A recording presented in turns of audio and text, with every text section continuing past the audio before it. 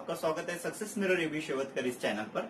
आज हम जो रजिस्ट्रेशन के लिए जो क्वेश्चन पूछे जाने वाले हैं और रजिस्ट्रेशन के बाद जो कॉल पे 3 आपको क्वेश्चन पूछे जाएंगे, उसमें न्यूमेरिकल क्वेश्चन कैसा आएगा जो थर्ड क्वेश्चन रहता है, और जो पहले 2 ऑप्शनल क्वेश्चन रहते हैं वो किस तरह आएंगे उसके बारे में आज हम पढ़ेंगे। तो हमारा पहला क्वेश्चन है, भारत रत्न की शुरुआत किस वर्ष की गई।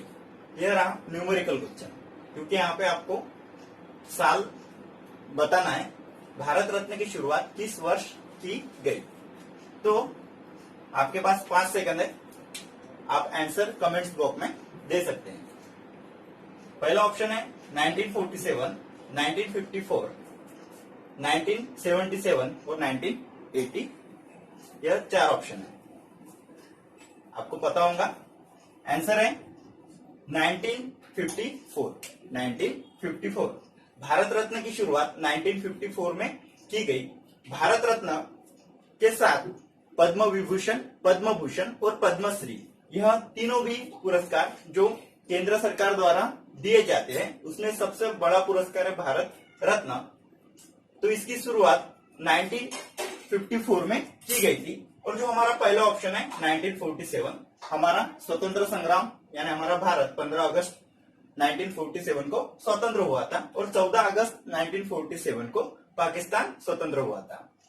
उसके बाद जो थर्ड ऑप्शन है 1977, ये पूरे ऑप्शन के बारे में आपको जानकारी दे रहा हूँ। 1977 को जब जनता पार्टी की सत्ता थी तो उस समय भारत रत्न बंद किया गया था। उस समय भारत रत्न बंद किया गया था। यहाँ पे एक क्वेश्चन आपको आ सकता है कि भारत रत्न पहली बार कब बंद हुआ। तो 1977 में भारत रत्न बंद हुआ था। और फिर चालू कब हुआ, तो 1980 में भारत रत्न फिर से चालू कर दिया गया, यानी 3 साल की गैप उसमें थी।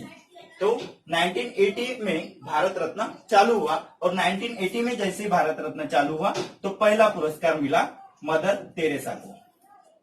मदर टेरेसा पहला पुरस्कार 1980 में जब चालू हुआ पुनः, तो मदर टेरेसा को पुरस्कार दिया गया। सेकंड क्वेश्चन है, रेड क्रॉस संस्था की स्थापना किस वर्ष की गई।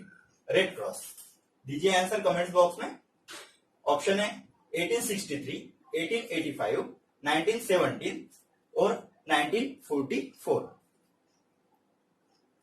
आगे होगा आपका आंसर। आंसर है 1863।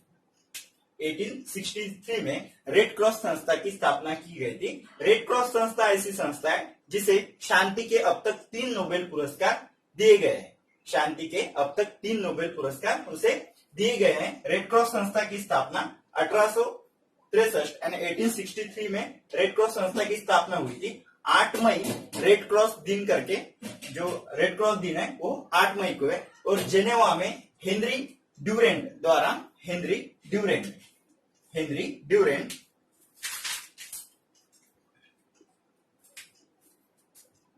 रेड क्रॉस की स्थापना जेनेवा हेनरी ड्यूरेंट द्वारा की गई थी। रेड क्रॉस संस्था की स्थापना। रेड क्रॉस ऐसी एकमेव संस्था है जिसे अब तक 3 बार नोबेल का शांतिता पुरस्कार प्राप्त है। 1885 राष्ट्रीय कांग्रेस की स्थापना हुई थी। 28 दिसंबर 1885 को राष्ट्रीय कांग्रेस की स्थापना हुई थी, जिसके पहले अध्यक्ष थे वेमेश चंद्र बैनर्जी, और उनका पहला अधिवेशन मुंबई में हुआ था। 1970 को रेड क्रॉस को पहला शांति का नोबेल दिया गया था। 1944 को रेड क्रॉस को सेकंड शांति का नोबेल पुरस्कार दिया गया था।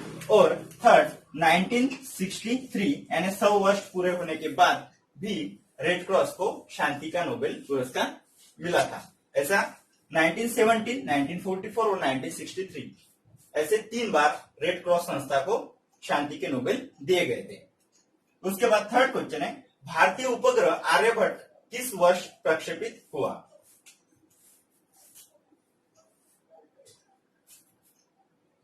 ऑप्शन 1975, 1980, सी नंबर का ऑप्शन 1985,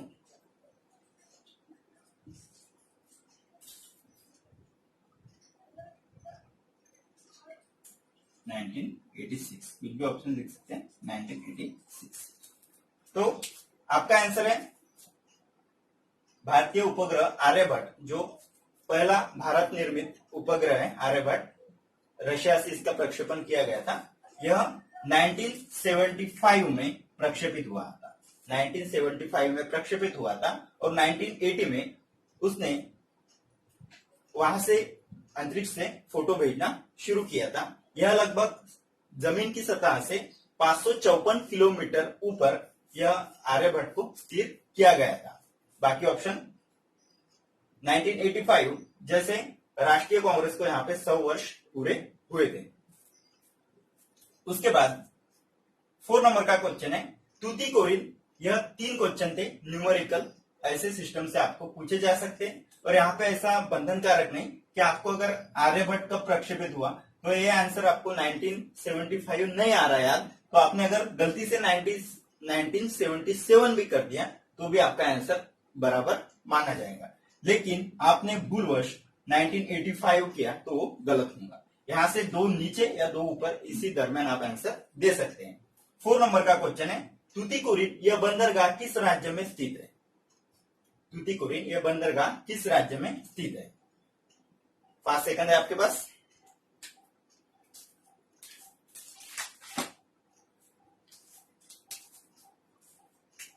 तूतीकोरिन यह बंदरगाह तमिलनाडु टीएम में स्थित है, तमिलनाडु में स्थित है। तूतीकोरिन यह बंदरगाह तमिलनाडु में स्थित है। भारत के 13 ऐसे अंतरराष्ट्रीय बंदरगाह हैं जो पूर्व और पश्चिम दिशा में भारत में स्थित है। तो पूरे जितने भी अंतरराष्ट्रीय बंदरगाह हैं इसकी सबकी जानकारी हमें रहना जरूरी है। तो आपका आंसर है तमिलनाडु। तूतीकोरिन यह बंदरगाह किस राज्य में स्थित है? तो तमिलनाडु में स्थित है। ऐसे अंतरराष्ट्रीय 13 बंदरगाह है जिसका नॉलेज हमने रखना जरूरी है। जैसे पहले गुजरात से स्टार्ट करेंगे। गुजरात में मुख्य अंतरराष्ट्रीय बंदर है कांडला। गुजरात में मुख्य अंतरराष्ट्रीय बंदर है कांडला। उसके बाद एमएच यानी महाराष्ट्र में मुंबई और नाहवा शेवा यह अंतरराष्ट्रीय 2 बंदरगाह है, मुंबई और नावा शेवा का ही दूसरा नाम है पंडित जवाहरलाल नेहरू बंदरगाह। उसके बाद गोवा में मारमा गोवा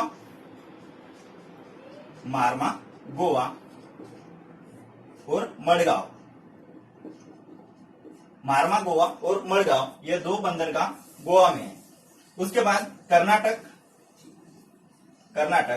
कर्नाटक में मुख्य बंदरगाह है नवे मंगलूर, मंगलूर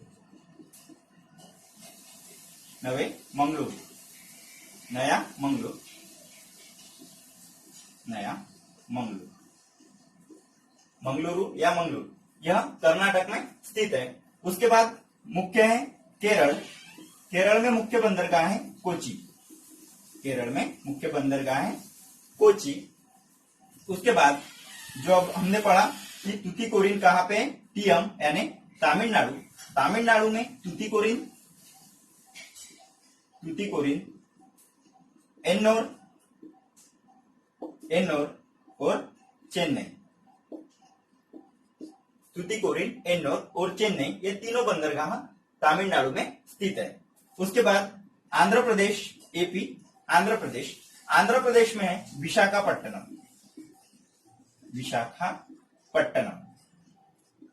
विशाखापट्टनम यह आंध्र प्रदेश में स्थित बंदरगाह है। ओडिशा में मुख्य बंदर है ओडिशा में मुख्य बंदर है पैराद्वीप। और उसके बाद त्रिबी यानी पश्चिम बंगाल में मुख्य बंदर है हल्दिया और कलकत्ता यानी कोलकाता या कलकत्ता। यह मुख्य बंदरगाह है जो भारत के पूर्व और पश्चिम भाग में लग के है।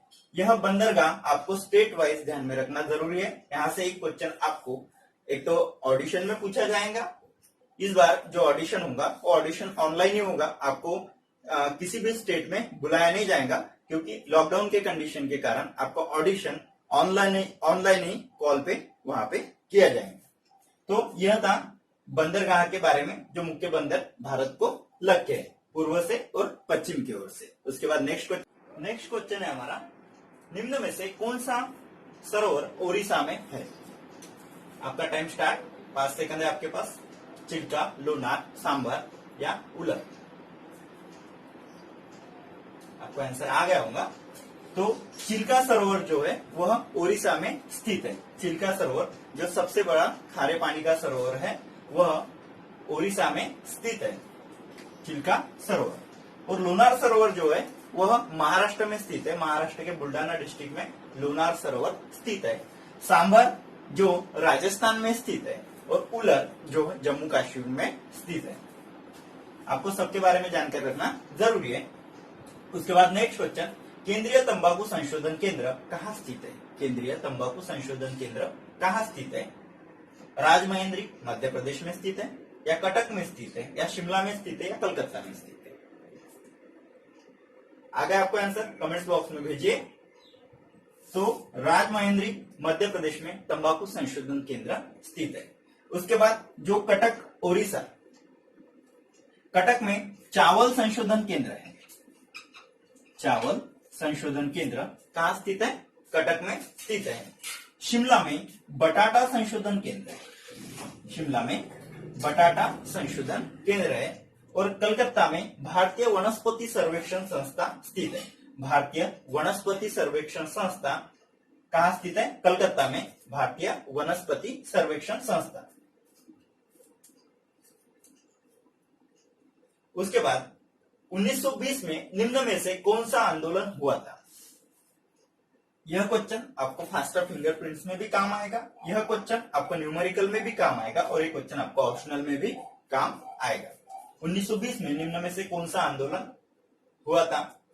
चौरी चौरा हुआ था, असहयोग हुआ था, या जालियनवाला बाग हुआ था, या खिलाफत आंदोलन हुआ था? आपको आंसर आ गया होगा। 1920 में असहयोग आंदोलन भारत में हुआ था। 1920 में असहयोग आंदोलन भारत में हुआ था।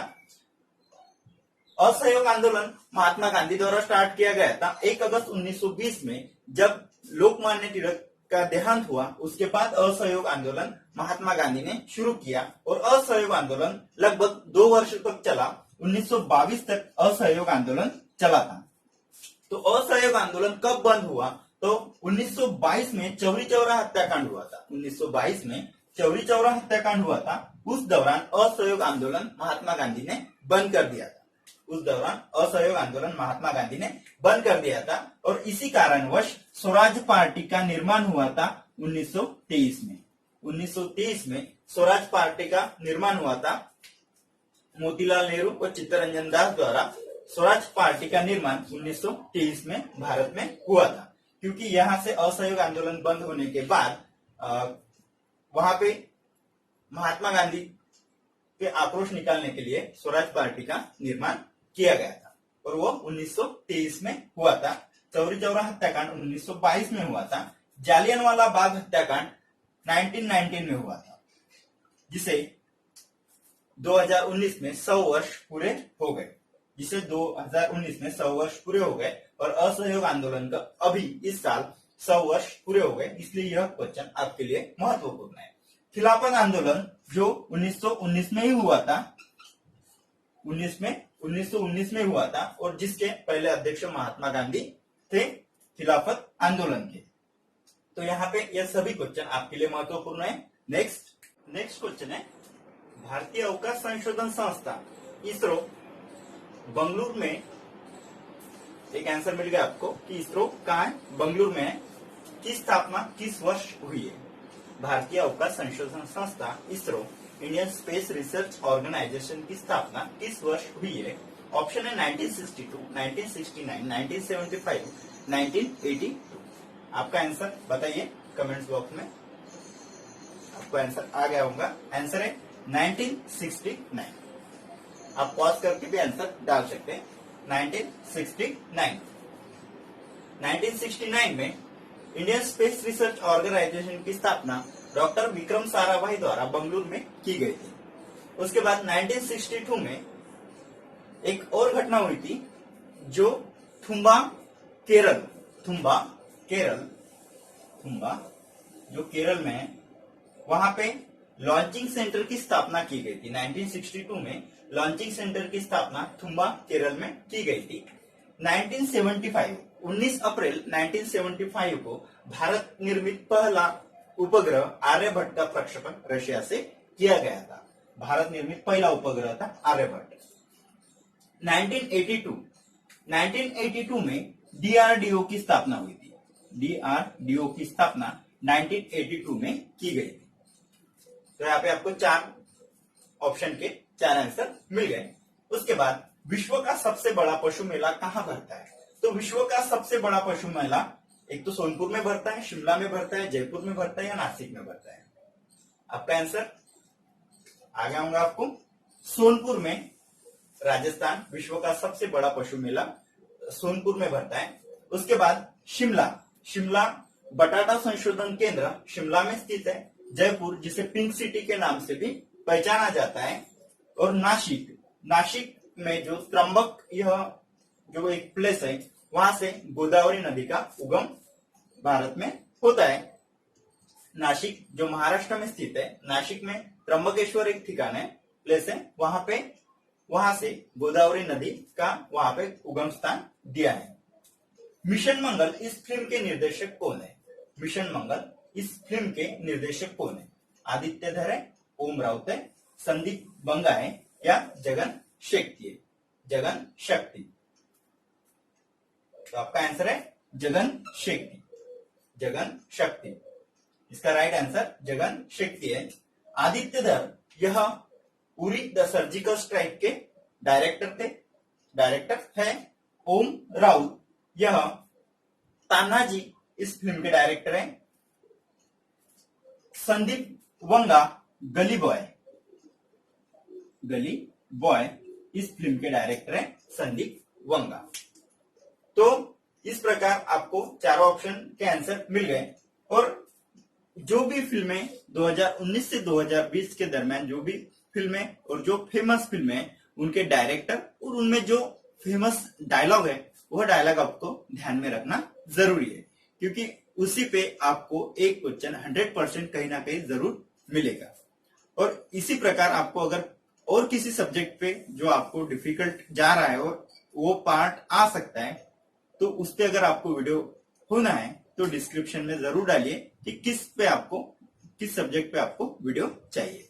ओके दोस्तों, फिर मिलेंगे। All the best.